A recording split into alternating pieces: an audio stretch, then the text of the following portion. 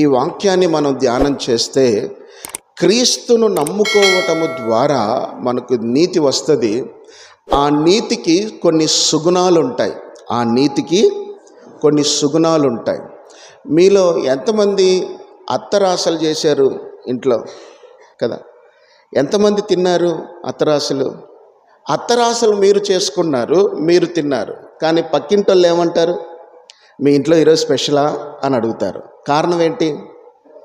వాసన కదా, వాసన. ఇప్పుడైతే సరిగా లేదు, కానీ ఇంతకుముందు బాగుండేది. వంకాయ కూర ఇంట్లో చేసుకుంటే ఆ రోజు ఆదివారమా అనేటట్టుగా ఉండేదన్నమాట. పక్కింటోళ్ళకి అంత స్మెల్ వచ్చేది. కానీ ఇప్పుడు వంకాయలకు అంత బలం లేదు. నీతి మనలో ఉంటే పక్క వాళ్లకు వాసన వస్తుంది. దాని ప్రభావం అలాంటిది. కారణం ఏంటంటే దానికి ఉండే సుగుణాలు దానికి ఉన్నాయి. అందుకే దేవుని యొక్క వాక్యంలో సామెతల గ్రంథంలో మనం చూస్తే నీతిమంతుని మీదికి ఆశీర్వాదములు వచ్చును. నీతిమంతుని మీదికి ఆశీర్వాదములు వచ్చును అనంటే మనలో చాలామంది ఏమని వాడతాం తెలుసా? నన్ను దేవుడు దీవించినాడు సార్ అని అంటాం. నన్ను దేవుడు దీవించినాడు సార్ అని అంటాం.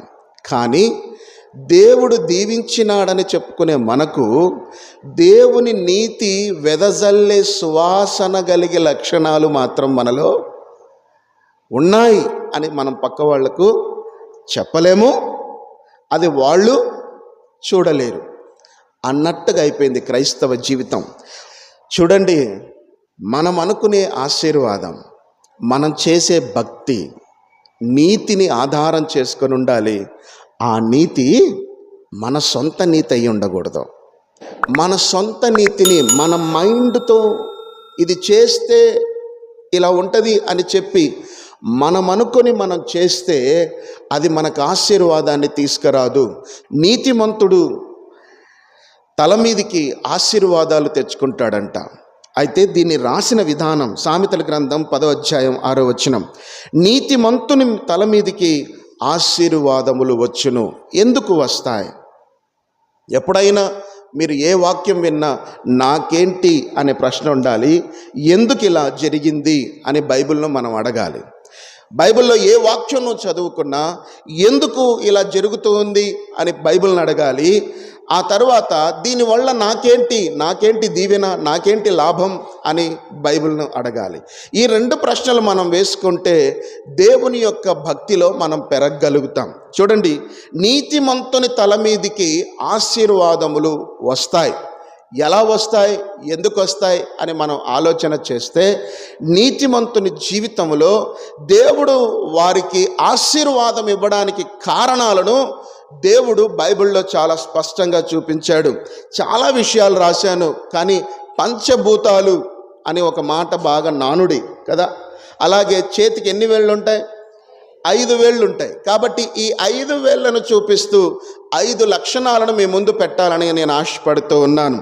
చూడండి, నీతిమంతుని తల మీదికి ఆశీర్వాదములు రావడానికి దేవుడు ఊరికే ఫ్రీగా ఏమిస్తలేడు. దేవుడు ఫ్రీగా ఇచ్చింది ఒకటి. అదేంటో తెలుసా? మానవుని యొక్క పుట్టుక. ఏంటది? మానవుని యొక్క పుట్టుక.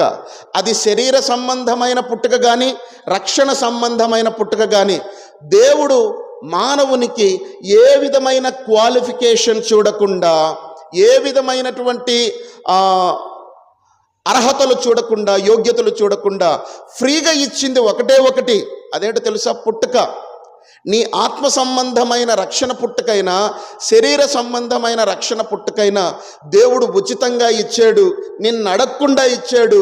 నువ్వు ఊహించిన దానికంటే ఎక్కువగానే దాంట్లో ప్రేమ చూపించి ఇచ్చాడు. కానీ దేవుడు ఇక ఏది ఇవ్వాలనుకున్నా క్వాలిఫికేషన్ అడుగుతాడు. కొంతమంది భక్తి పరులు నాలాంటోళ్ళు ఏం చేస్తారంటే దేవుడు మన అర్హతలు చూడడు తెలుసా అని బోధిస్తుంటారు మైకుల్లో. అదంతా తూచ్. వాళ్లకు భక్తి ఎక్కువైపోయో లేకపోతే అందంగా మాట్లాడాలనో మైకుల్లో కొన్ని పదాలు వల్లిస్తుంటారు. కానీ ఆ పదాల వల్ల జీవితంలో చాలా నష్టం వస్తుంది. దేవుడు ఎవరిని ఊరికే ఆశీర్వదించలేదు. కండిషన్స్ను పెట్టో లేదా చెప్పిన మాటను విన్నదానికో దేవుడు దీవిస్తాను అని అంటాడు. కండిషన్ లేకుండా ఎవరిని దేవుడు దీవించలా బైబిల్లో. అబ్రహాం, నువ్వు విడిచిపెట్టి వస్తే నేను నిన్ను దీవిస్తా అని అన్నాడు.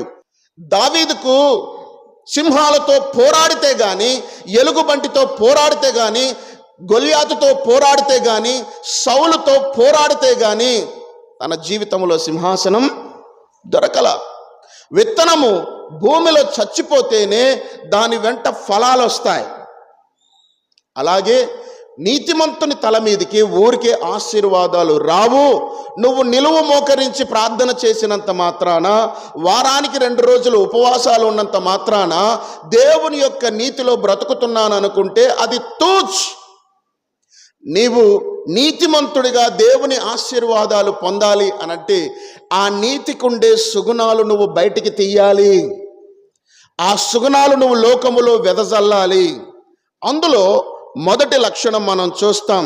నీతిమంతుడికి ఉండేటువంటి శ్రేష్టమైన సుగుణమైనటువంటి లక్షణం ఏంటో తెలుసా? ఆదికాండం 6వ అధ్యాయం 9వ వచనం, 7వ అధ్యాయం 1వ వచనం.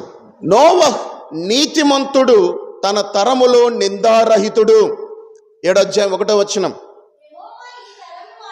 యెహోవా ఈ తరము వారిలో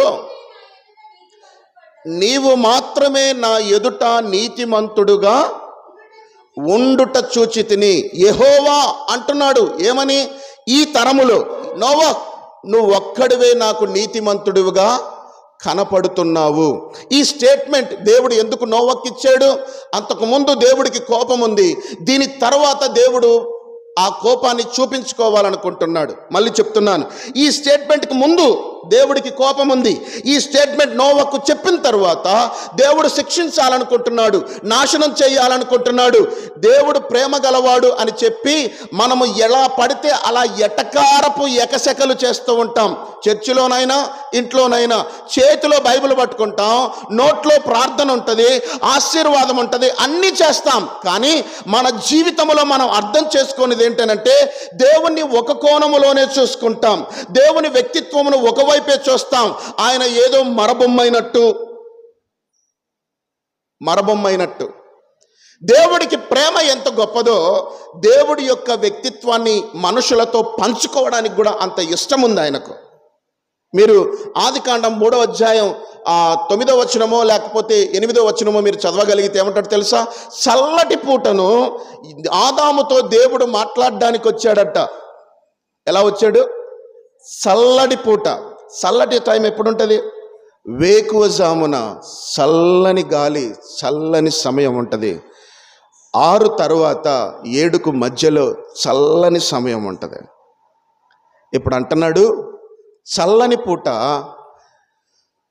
దేవుడు ఆదాంతో మాట్లాడడానికి వస్తున్నాడట. అంటే దాని అర్థం ఏంటి? నాకు బాధ ఉన్నా దుఃఖమున్నా ఆదాం నువ్వే నాకు దిక్కు, నీతో పంచుకోవాలని వస్తున్నా. I want fellowship with you. నేను నీతో స్నేహాన్ని కోరుకుంటున్నా. దేవుడు ఇప్పుడు వచ్చి అంటున్నాడు, నోవహు నువ్వు ఒక్కడివే నీతిమంతుడు కనపడుతున్నావు. అయితేం ప్రభువా అని నోవహు అంటే, నెక్స్ట్ నేను చేయబోది చెప్తున్నాను, ఇంతకుముందు నాలో ఉన్నది చెప్తున్నా. నాకు కోపం వచ్చింది. ఆదికాండం 6వ అధ్యాయం 7వ వచనమా 3వ వచనమా మీరు చదవగలిగితే దేవుడు నాశనము చేయాలనుకుంటున్నాడు భూమి మొత్తాన్ని. అలా నాశనం చేయాలని చెప్పి ఆయన వచ్చినప్పుడు నీతిమంతుడి కోసం చూశాడు. ఆ తర్వాత చెప్పాడు, నీతిమంతుడు దొరికిన తర్వాత, నోవహు నువ్వు ఒక్కడివే నీతిమంతుడు అయి ఉన్నావు నా దృష్టికి. ఎవరి దృష్టికి? నా దృష్టికి. కాబట్టి నా మనసులో ఉన్నది నీకు చెప్తా. ఏంటి ప్రభు అదంటే, ఎప్పుడన్నా వర్షం చూసావా నువ్వు? చూడలేదు ప్రభు. చినుకు చూసావా? చూడలేదు ప్రభు. నేను దాన్ని పంపిస్తున్నాను. అయితే ఏంటి ప్రభు, ఏం జరుగుతుంది దానివల్ల? సర్వనాశనం జరుగుతుంది. మొత్తాన్ని నేను స్మాష్ చేయబోతున్నా. అవునా? ఏంటి ఆ తర్వాత ప్రభు? నువ్వు ఒక్కడివే నీతిమంతుడివి కనపడ్డావు కనుక నీవు ఓడగట్టుకో, రక్షణలోకి రా. మన జీవితంలో నీతిమంతులము మనము అని మనం అనుకుంటే, దేవుడు నన్ను దీవిస్తున్నాడు అనంటే, నువ్వు దేవుని దృష్టికి కనబడేటట్టుగా నీ నీతి నిన్ను నడిపిస్తుంది. నీతిమంతుడివి, నా మీదికి దేవుని దీవెనలు వస్తున్నాయి, నేను బైబిల్ను పట్టుకున్నాను, యేసు రక్తము చేత నా పాపములు కడుక్కున్నాను, నేను కలువరి శిలువలో యేసుక్రీస్తు ప్రభు ద్వారా చనిపోయాను, యేసుక్రీస్తు ప్రభు ద్వారా సమాధి చేయబడ్డాను అనంటే నిన్ను నువ్వు ఎంఫసైజ్ చేసుకుంటావు. ఎక్కడ? దేవుని ఎదుట, దేవుని దృష్టికి నీ నీతిని నిన్ను నువ్వు కనబరుచుకుంటావు. ఇది చాలా ప్రాముఖ్యం. మనము నీతిమంతులముగా దీవెనలు ఇయ్యి అని అడుగుతాం, నీతిమంతులమని చెప్పి దేవుడు మమ్మల్ని దీవించాడు అని చెప్పాలనుకుంటాం. కానీ మనం చేసే భక్తి, మనం చేసే నడక దేవుని దృష్టికి కనబడుతుందా లేదా ప్రయత్నం చెయ్యం. దేవునికి ఎవరు చూసినా చూడకపోయినా కనపడాలని, దేవుడికి కనపడాలని మనం ఆలోచన, లక్ష్యం కలిగి ఉండం. చాలామంది దేవుని దృష్టికి నీతిమంతులుగా మన సమయ పాలన అనేది సరిగా చూసుకో. నువ్వు సమయాన్ని సరిగా మెయింటైన్ చేయలేకపోతుంటే నీ లైఫ్లో, నీ పర్సనల్ లైఫ్లో యాజ్ ఎ బిలీవర్గా, ఒక నీతిమంతుడిగా, క్రీస్తు రక్తముతో కనబడినటువంటి దేవుని బిడ్డగా నీ 24 గంటలు ఎలా గడుపుతున్నావు? దేవుని దృష్టికి. నోవా తాను బ్రతికిన కాలములో దేవుని దృష్టికి తన్ను తాను కనబరుచుకున్నాడు. అందుకని ఏం జరిగింది? తన కాళ్ళ కింద నాశనం ఉంది, జలప్రలయం ఉంది, తాను మాత్రం నాశనం పైన హాయిగా ఉన్నాడు. దేవుని శాపం పైన ఇతడు చలామణి అవుతూ ఉన్నాడు, అలలు ఊగుతున్నట్లుగా ఉన్నాడు.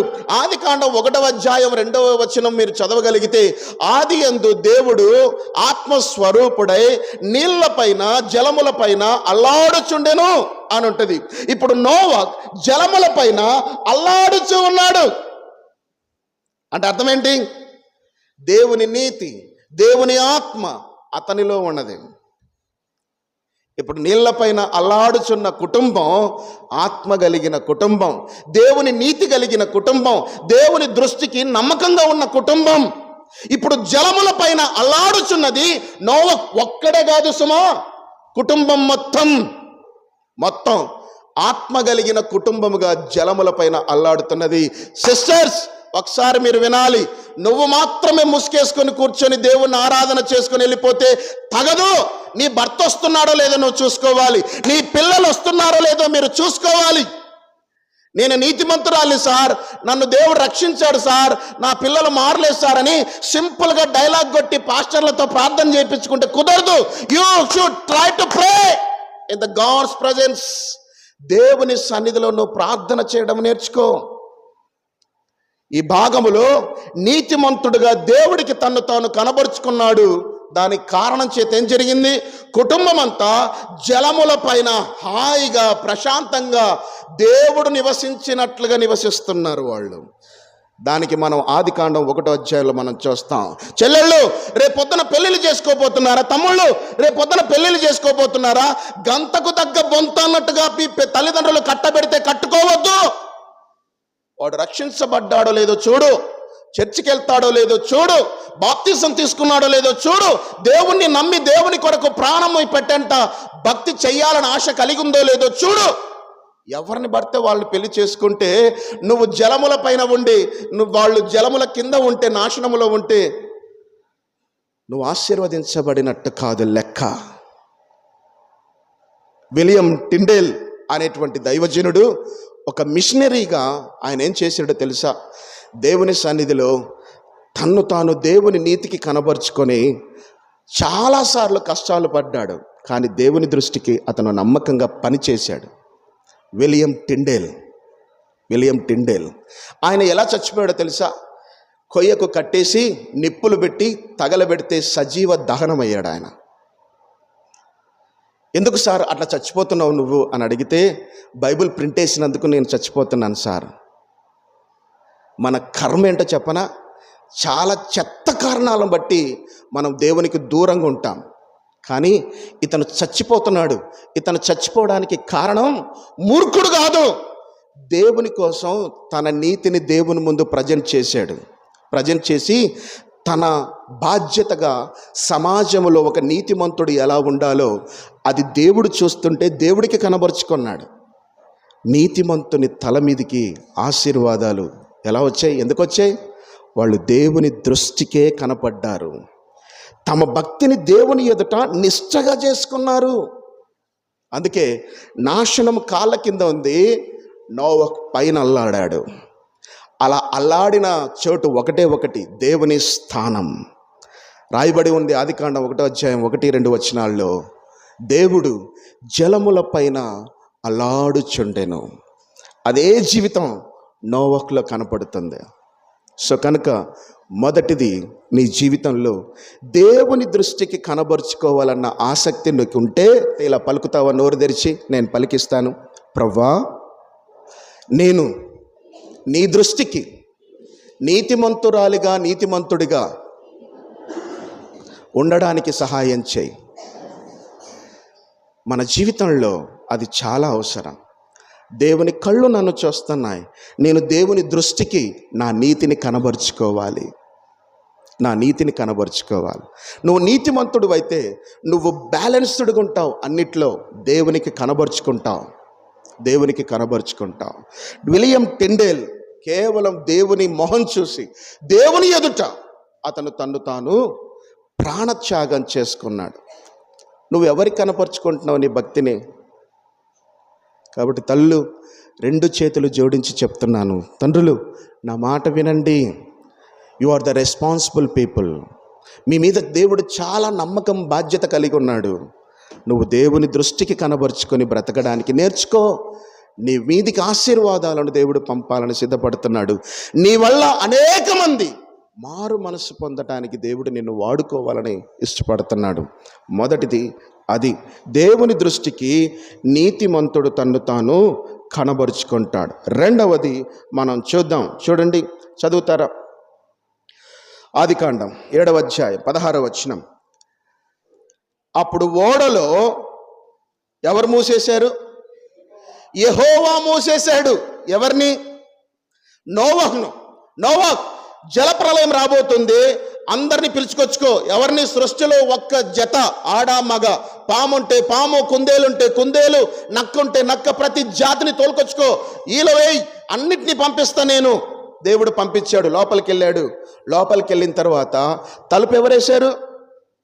దేవుడే వేసేసాడు. ఆ తర్వాత 8:16 15-16 కలిసి ఉంటాయి. అప్పుడు దేవుడు, నీవును నీతో కూడా నీ భార్యయు నీ కుమారులను నీ కోడండ్రును ఓడలో నుండి బయటికి రండి. తలుపులు మోసింది దేవుడే తలుపులు తీసేంత వరకు నోవహు బయటికి రాలేదు. నీతిమంతుడికి ఉండే రెండో లక్షణం ఏంటో తెలుసా? దేవుడు నీతిమంతుల మీదకి ఆశీర్వాదాలు ఊరికే పంపడు తెలుసా? వాళ్ళలో చూసే దేవుడు రెండో క్వాలిఫికేషన్ ఏంటో తెలుసా? తన చిత్తం కొరకు ఎదురు చూసే పిల్లలకు, తన చిత్తము కోసం ఎదురు చూసి బ్రతికేటువంటి వాళ్లకు దేవుడు వాళ్ళ తలల మీదకి ఆశీర్వాదాన్ని ఇస్తాడు. మూసాడు, నోరు మూసుకొని లోపల ఉన్నాడు. మామూలు కాదు, బయట ప్రచండ వర్షం కురుస్తుంది, లోపల వీళ్ళ కుటుంబం ఉంది. వర్షం ఆగిపోయింది, నీళ్ళు ఆరిపోతున్నాయి, నేల ఆరిపోయింది, కానీ దేవుడు డోర్ తెరిచి బయటికి రా అని చెప్పేంత వరకు నోవహు బయటికి రాలా. దేవుని చిత్తము కొరకు ఎదురు చూసేటట్టుగా నీతి తన సుగుణాన్ని కలిగి ఉంటుంది. దేవుడు చెప్పాలా, దేవుడు చెప్పింది చెయ్యాలా, దేవుడు దీవించాలా, దేవుడు పొమ్మనాలా, దేవుడు నిలబడమనాలా, అప్పుడే నేను నిలబడతా, పోతా, బయటికి వస్తా, పడుకుంటా, తింటా. ఇట్లాంటి జీవితాన్ని ఇష్టపడతాడు నీతి కలిగిన వాడు, నీతిమంతుడు. అలాంటి వానికి దేవుని యొక్క దీవెనలు వస్తాయి. నోవహు నీతిమంతుడుగా దేవుని దృష్టికి బ్రతికినందుకు నాశనము నుంచి తప్పించుకున్నాడు. నోవహు దేవుని చిత్తము కొరకు ఎదురు చూశాడు. దానివల్ల నోవహుకు వచ్చిన ఆశీర్వాదం ఏంటో తెలుసా? అదే 8:22. ఇంకెప్పుడు శపించను సార్ నేను, నోవహుతో చెప్తున్నాడు దేవుడు. ఎందుకు? నా చిత్తము ప్రకారం నువ్వు ఎదురు చూస్తూ బ్రతకడానికి ఇష్టపడ్డావు. ఎందుకంటే నువ్వు నీతిమంతుడివి కాబట్టి. నీ వంశం ఇంకెప్పుడు నాశనము కాదని గుర్తు తెచ్చుకో, నేను ప్రామిస్ చేస్తున్నా. తన వంశానికి దీవెన వచ్చింది. కారణం ఏంటంటే తాను చేసిన రెండో పని, ఓడ మూసినప్పుడు లోపలికి వెళ్ళాడు. ఓడ దేవుడు తలుపు తీసేంత వరకు నోవహు బయటికి రావడానికి ఇష్టపడలా. ఇది చేద్దున వద్ద అది దేవుని చిత్తమును కనుక్కోవడానికి నువ్వు ఆశ చూపిస్తే చాలు, నిన్ను పాపము చేయకుండా దేవుడు కాపాడుతాడు. నీతిమంతుడి మీదికి వచ్చే ఆశీర్వాదాలు నీ మీదికి దేవుడు ఇవ్వడానికి సిద్ధపడతాడు. నువ్వు ఆశ పడితే చాలు, దానికోసం ఎదురు చూసే బ్రతికితే చాలు, దేవుడు నిన్ను ఖచ్చితంగా ఆశీర్వదిస్తాడు. అలా అది రెండో లక్షణం. మూడో విషయాన్ని చూద్దాం. చూడండి, నీతిమంతుడికి ఉండేటువంటిది. సామెతల గ్రంథం 12వ అధ్యాయం 26వ వచనం. నీతిమంతుడు తన పొరుగువానికి దారి చూపించును. నీతిమంతుడికి ఉండే గుణం. నోవహు తన తోటి తరము వారికి చెప్పాడు. ఆయన ఏమో తెలుసా? అయ్యా నాశనం రాబోతుందయ్యా, అయ్యా నాశనం రాబోతుందయ్యా, నా మాట వినండి, జల ప్రళయం వస్తుందంట, వర్షం వస్తుందంట, 40 రోజు రాత్రి పగుళ్ళు మా మాట వినండి, మా మాట వినండి అని సువార్త ప్రకటిస్తే ఎవరు పట్టించుకోలేదట. నీతిమంతుడుగా నోవహు దేవుని దృష్టికి కనబడ్డాడు. నీతిమంతుడుగా నోవహు దేవుని చిత్తము చేయడానికి ఇష్టపడేవాడు. నోవహు నీతిమంతుడుగా తన మీదికి ఆశీర్వాదాలు రావడానికి మూడో లక్షణం, తన పొరుగువారి యొక్క ఆశీర్వాదానికి అతను దారి చూపిస్తాడట. పొరుగువానికి నాశనము నుంచి తప్పించుకునే సువార్త చెప్పాడంట. 7 రోజులు, రోజుకి 24 గంటలు ఒక్కరికన్నా సువార్త చెప్పావా నువ్వు? అన్నా ఆలోచన చేయి. ఒక్కరికన్నా సువార్త చెప్పావా? పోయిన వారం ఆదివారం నుంచి ఈ శనివారం వరకు ఒక్కరికన్నా నోరు తెరిచి, అయ్యా నేను పాపం చేశాను, నా పాపం నన్ను నరకానికి తీసుకెళ్ళింది, నన్ను నరకము నుంచి విడిపించడానికి యేసుక్రీస్తు ప్రభు కలువరి శిలువలో చనిపోయి తిరిగి లేచాడు, నేను ఆయన నమ్ముకున్నాను, నేను చచ్చిపోతే పరలోకానికి వెళ్ళడానికి యేసుక్రీస్తు ప్రభు నన్ను మళ్ళీ వచ్చి తీసుకెళ్తాడు, నువ్వు కూడా నమ్ముకుంటావా? ఒక్కరికన్నా సువార్త చెప్పావా? యాజ్ ఎ చర్చ్, సంఘముగా, దేవుని బిడ్డగా, క్రీస్తు రక్తముతో దేవుడు కడుక్కొని తన నీతి వస్త్రాన్ని దేవుడు విప్పి నీకు తొడిగిస్తే సువార్త నువ్వు చెప్పలేకపోయావు. నోవహు జలప్రళయం వస్తుంది, నోవహు నువ్వు ఒక్కడివే నాకు నీతిమంతుడు కనపడుతున్నావు, నిన్ను నీ కుటుంబాన్ని నేను కాపాడాలనుకుంటున్నా అని తన మీదికి ఆశీర్వాదాన్ని ప్రకటిస్తే పార్టీ చేసుకోవాలి నోవహు. కానీ నోవహు పార్టీ చేయలా, జల్సా చేయలా. కంకణం కట్టుకొని, నాయనా నాశనం వస్తుందంటారా, నా మాట వినండి, నేను ఓడ కడుతున్నా, ఆ ఓడలోకి రా. స్వార్థ ప్రకటిస్తే ఎగతాళి చేశాడు. చుట్టూ పాపం బతిమాలుకుంటున్నాడు. నాయనా ఆ పాపాలు మనం చేయకూడదు రబ్బాయ్, మనం పరిశుద్ధంగా ఉండాలి రబ్బాయ్, దేవుని నమ్ముకోండి అని నోవహు చెప్తుంటే నోవహు మాట ఎవ్వరూ వినడం లేదు. నీతిమంతుడు తన పొరుగు వారికి నాశనము తప్పించుకోవడానికి దారి చూపుతారు అని. చూడండి, పక్క వాళ్లకు దారి చూపించండి. చాలామంది ఆదివారం సాయంత్రం ఖాళీనే, సువార్తకు రాగలిగిన పురుషులు ఉండి కూడా రాలేరు. చాలామంది ఆదివారం ఖాళీనే, ఆదివారం వీధుల్లో సువార్త జరుగుతూ ఉన్నప్పుడు స్త్రీలు రావడానికి అవకాశం ఉండి కూడా రారు, ఖాళీగా ఉండి. కారణం ఏంటో తెలుసా? నువ్వు రైచియస్ పర్సనో కాదో నాకు డౌట్ వస్తుంది, నువ్వు నీతిమంతుడివో కాదో అవునో నాకు డౌట్ వస్తుంది. ఎందుకంటే నీతిమంతులు ఇతరులు నాశనం కాకుండా దారి తెరవడానికి వస్తారట. ఇది పరలోకానికి దారి, ఇది నాశనము కాకుండా నిన్ను కాపాడే దారి, ఇది దేవుని దారి, నిన్ను దీవించే దారి అని దారి చూపిస్తారట నీతిమంతుడు. మనమే సరిగా దారిలో నడవం, ఇంకా వాళ్ళకేడ చూపిస్తాం సార్ అనే క్రైస్తవులు చాలామంది ఉన్నారు. బట్ నీతిమంతుడి మీదికి దేవుడు పంపించే ఆశీర్వాదాలు మనం పొందాలి అనంటే నీతిమంతురాలిగా మొదటిది దేవుని దృష్టికి మనం కనబడడానికి బ్రతుకుతాం. మనుషుల దృష్టికి, సంఘం దృష్టికి, సేవకుల దృష్టికి, తర్వాత దేవుని దృష్టికి మనం కనబడతాం. నోవహు అలా బ్రతికాడు, అందుకే నువ్వు నా దృష్టికి నీతిమంతుడుగా ఉన్నావు అని చెప్పాడు. రెండవది, దేవుని చిత్తం కొరకు ఆసక్తితో ఉంటాడు అతను. నేను పెళ్లి చేసుకుంటున్నాను, ప్రభువా నీ చిత్తం ఏంటి నా పెళ్లి విషయంలో? నేను ఉద్యోగంలో జాయిన్ అవ్వాలనుకుంటున్నాను, ఏ ఉద్యోగం చేయాలి ప్రభువా? ప్రార్థనలు చేస్తారు, ఎదురు చూస్తారు. ఓడ తలుపు మూసేటప్పుడు లోపలికి వెళ్ళాడు, నోరెత్తలేదు. దేవుడు ఓడ తలుపు తీసేంత వరకు నోవకు బయటికి రావడానికి ప్రయత్నం చేయలేదు. దేవుని చిత్తములో పని చేయాలని దేవుని చిత్తము కొరకు ఎదురు చూసి బ్రతికాడు నోవాకు. మూడవది, నీతిమంతుడిగా మన జీవితంలో ఇతరులకు నాశనము ఇది అని చెబుతామట, ఇది దీవెనకర దారి అని చెబుతామట. ఒక మాటలో చెప్పాలంటే we are the gospel proclaimers. దేవుని యొక్క సువార్తను ప్రచారం చేసే పిల్లలం ఈ కానీ మనం అప్పుల పేరు చెప్తాం, రోగం పేరు చెప్తాం, కష్టాల పేరు చెప్తాం, రకరకాల కారణాలు చెప్పి దేవుని సువార్తను వెదజల్లడానికి మనం ఏమి ప్రయత్నం చెయ్యం. ఎక్కువ మాట్లాడితే 100-200 ఇచ్చేసి నేను దేవుని సేవ చేస్తున్నా అని అనుకుంటాం. నువ్వు నీతిమంతురాలివైతే ఒక్కరికైనా నువ్వు సువార్త చెప్తావు. నోరు తెరిచి ఇది నాశనం అని చెప్తావు, ఇది పరలోకం, యేసును నమ్ము అని నువ్వు చెప్పగలుగుతావు. నీతిమంతుడికుండే ఆశీర్వాదాలు ఊరికే రావు. దేవుని దృష్టికి చూసి బ్రతుకుతాం, దేవుని చిత్తం కోసం మనం బ్రతుకుతాం. నాశనం ఉంది, పరలోకం ఉందని రెండు కలిపి సువార్త మనం ప్రకటిస్తాం. ఇప్పుడు నాకు మీ మనస్సులో జవాబు చెప్పుకోండి.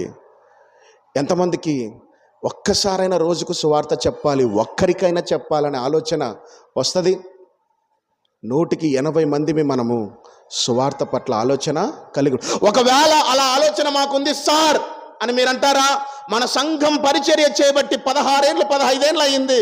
ఒక్క బ్రాంచ్, ఒక్క పిల్ల సంఘం, ఒక్క సేవకుణ్ణి, ఒక్క పరిచారకుణ్ణి మనం దృష్టి పెట్టామా? సిద్ధపరిచామా?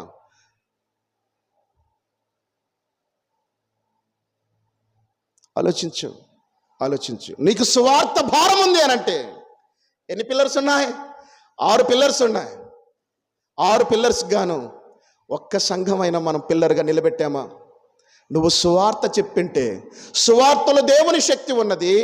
ఆ సువార్త దేవుని సంఘాన్ని కడతది. నువ్వు నేను సువార్త చెప్పలా, మరేం చేశాం సార్ ఇంతకాలం? నాకు తెలీదు. ఒక్కరినైనా మనం సేవకునిగా తయారు చేశామా? ఆత్మ పరిశీలన చేసుకుందాం. కళ్ళు పైకి చూడొద్దు, లోపలికి ఆత్మలోకి చూసుకుందాం. ప్రవ్వా, నేను రక్షించబడి 30 ఏళ్ళైంది, నేను రక్షించబడి 20 ఏళ్ళైంది, నేను సంఘానికి రాబట్టి 15 ఏళ్ళైంది. ఒక్కరికన్నా నాశనము నుంచి తప్పించడానికి నేను ప్రయాసపడలా. ఒక్కరికన్నా.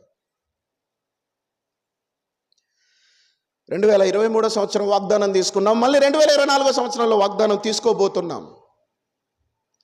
అన్ని ఆశీర్వాదాలు దేవుడిచ్చినవే అని నువ్వు అనుకుంటే ఎలా? దేవుడు అనాలి, సంఘం అనాలి నిజంగా వాళ్ళను దేవుడు దీవించాడని, సమాజం అనాలి వాళ్ళను దేవుడు దీవించాడని. ఆ దీవెనలు చూసినప్పుడు నీ నీతి కనపడాలి. నీతిమంతురాలివి, నీతిమంతుడివి అని అంటే దేవుని దృష్టి ఎదుట బ్రతుకుతావు, మొదటిది. రెండవది, దేవుని యొక్క చిత్తము కొరకు ఆశపడతావు. మూడవది, పరులకు నాశనం వస్తుంది జాగ్రత్త అని సువార్తను ప్రకటిస్తావు. నాలుగవది చెప్పి నేను ముగిస్తాను. చూడండి, దినమెల్లా ఆశ పుట్టుచుండెను, నీతిమంతుడు వెనుకకు తీయక ఇచ్చుచూ ఉండును. ప్రియులారా, నువ్వు నీతిమంతుడివా? 4వ విషయం, నీ చెయ్యి ఎప్పుడు దేవుని సేవలో ముందు ఉంటుంది. పిసినిగొట్టుతనం చేసావా, పరలోకానికి నువ్వు వెళ్ళావు. నేననడంలా, బైబిల్ అంటుంది. నువ్వు నీతిమంతుడి ఆశీర్వాదాలు నువ్వు పొందలేవు. సుఖంగా తినొచ్చు, ఇల్లు కట్టొచ్చు, బాగుండొచ్చు, కానీ you డుడ్ not get the blessings from the spirit of God. దేవుని ఆత్మ దగ్గర నుంచి నువ్వు దేవుని దీవెనలు చూడలేవు. మోకరిద్దాం, చిన్న ప్రార్థన చేసుకుందాం.